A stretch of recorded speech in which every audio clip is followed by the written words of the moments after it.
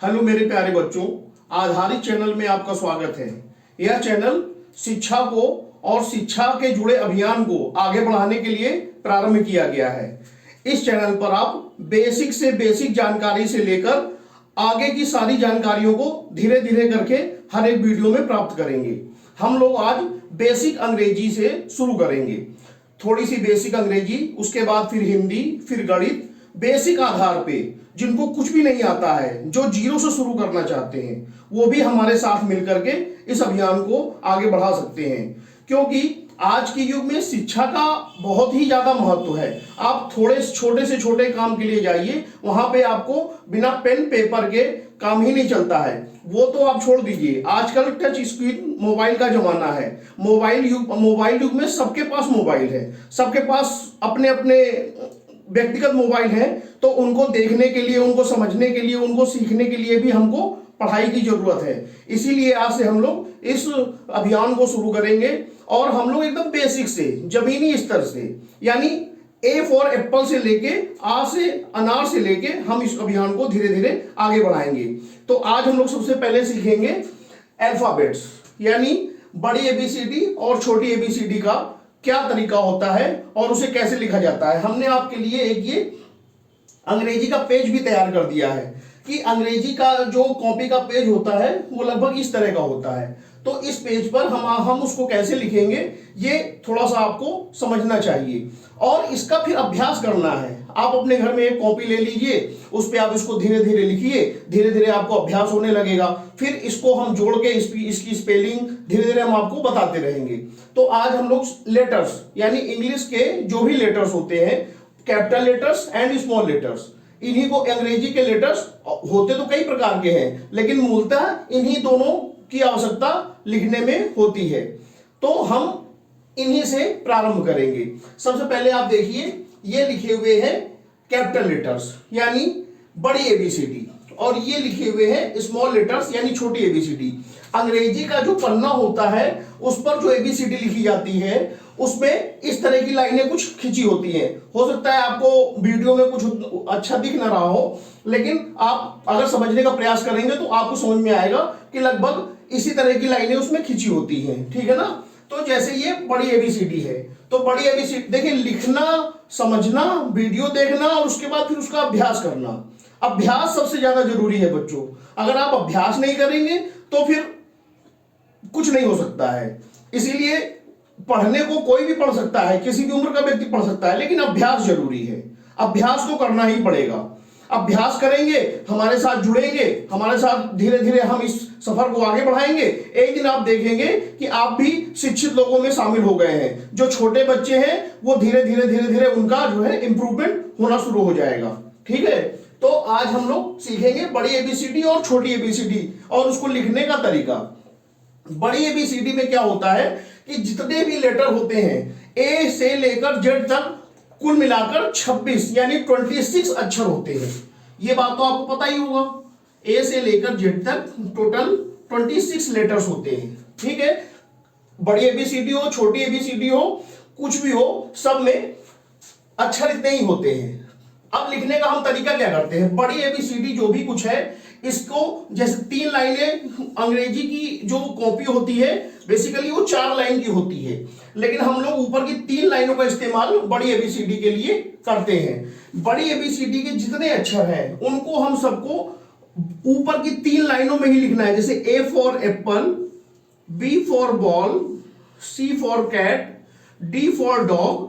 इस तरह से जितने भी बड़ी एबीसीडी के अक्षर होंगे उनको सबको हम एक ही बार में ऊपर की 3 लाइनों में लिखना शुरू करते हैं। उनको हम लोग नीचे की जो एक लाइन होती है उसको बिल्कुल टच नहीं करने देते हैं। बड़ी एबीसीडी लिखने का ये बिल्कुल सामान्य सा तरीका होता है। ठीक है ना। ए से लेकर जेड सबके जितने भी अक्षर हैं आपको किसी भी किताब में आराम से देखने को मिल जाएंगे। ठीक है। तो उनको सिर्फ लिखने का हमको अभ्यास करना है। अंग्रेजी की कॉपी में हम केवल अभ्यास करते हैं। उसके बाद जैसे जैसे हमारा क्लास बढ़ती है और हमारी उम्र बढ़ती है तो फिर हम अभ्यास होने के बाद फिर इसकी बाध्यता खत्म हो जाती है। ये केवल सिर्फ अभ्यास के लिए ये कॉपी इस्तेमाल कराई जाती है। उसके बाद आप फिर किसी भी कॉपी पे लिखिए, आपको अभ्यास हो गया तो फिर आपके लिए कॉपी की कोई ज्यादा महत्व नहीं रह जाता है फिर। तो ये अभ्यास करने के लिए अंग्रेजी की कॉपी होती है। तो बड़ी एबीसीडी के जितने भी अल्फाबेट्स हैं उनको हम सबको ऊपर की 3 लाइनों में ही लिखते हैं, और इसको हम लिख एक बार लिखिए, 2 बार लिखिए, 4 बार लिखिए, लिखते जाइए, प्रयास करते जाइए, धीरे धीरे आपको समझ में आने लगेगा। तो ये जो बड़ी एबीसीडी है ए बी सी डी, और हम इसके अगर और आगे के अक्षर लिखने चाहें तो इस तरह की लाइनों में ही लिखे जाते हैं। फिर जैसे ई है, एफ है, जी, एच, इस तरह से पूरा जेड तक हम इसको बड़ी एबीसीडी को ऊपर की ही 3 लाइनों में लिखते हैं। छोटी एबीसीडी में थोड़ा सा अंतर होता है। छोटी एबीसीडी के सब अक्षर सब तरह से नहीं लिखे जाते हैं।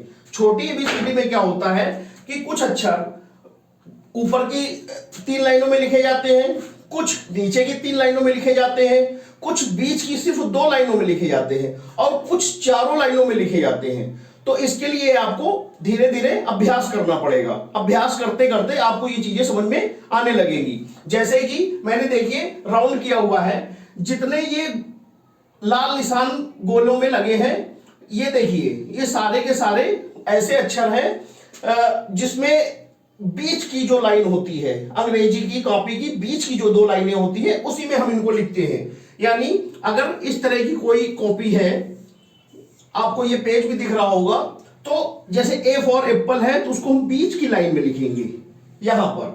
फिर बी ऊपर की 3 लाइनों में लिखा जाता है, सी बीच की लाइन में लिखा जाता है, डी ऊपर की 3 लाइनों में लिखा जाता है, ई फिर बीच की लाइन में लिखा जाता है।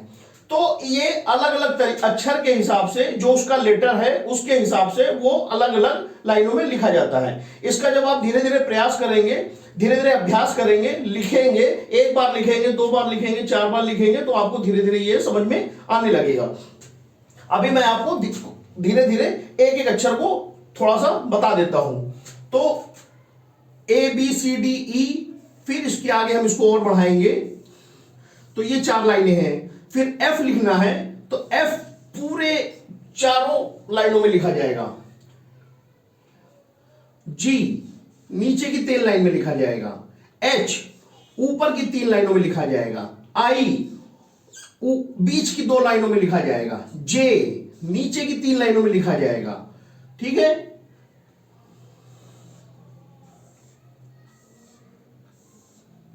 के ऊपर की 3 लाइन में लिखा जाएगा, एल ऊपर की 3 लाइनों में लिखा जाएगा, यम बीच की 2 लाइनों में लिखा जाएगा,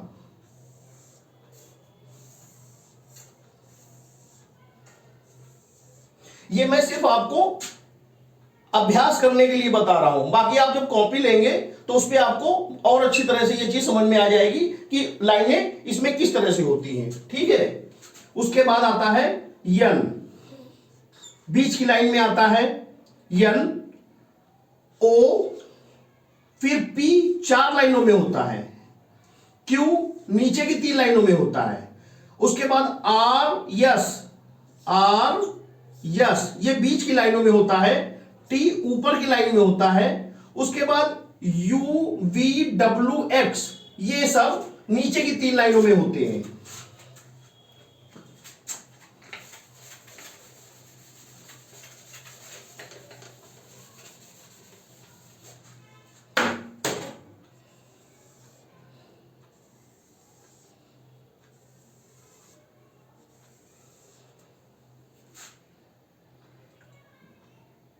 you V W X Y नीचे की लाइन में होता है 3, और जेड भी नीचे की ही 3 लाइनों में होता है। आप मेरी थोड़ा लाइनिंग पर और अक्षर पर ध्यान न दीजिए, आप वो देखिए कि मैं आपको बताना क्या चाहता हूं। ठीक है ना, तो इतना मुश्किल नहीं है। जब आप इसका प्रयास करेंगे, जब आप इसको कॉपी पे लिखेंगे, तो फिर ये आपको धीरे धीरे समझ में आने लगेगा। और लिखना भी कोई बहुत मुश्किल नहीं है कि लिखने में भी कोई बहुत, आप 1 बार 2 बार प्रयास करेंगे तो आपको लिखना आ जाएगा।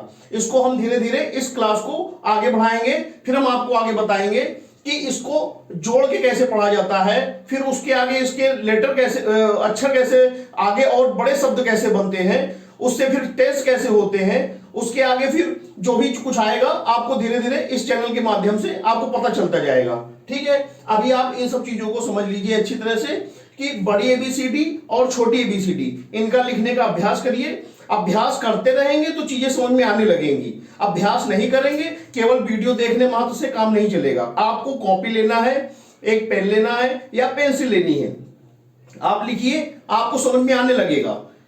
जैसे जैसे आप इसको लिखेंगे वैसे वैसे आपका हाथ सेट होगा और आपको धीरे धीरे चीजें समझ में आने लगेंगी। ठीक है बच्चों, अभी इस क्लास के लिए इतना ही। नेक्स्ट क्लास में फिर मिलेंगे, तब तक के लिए जय हिंद।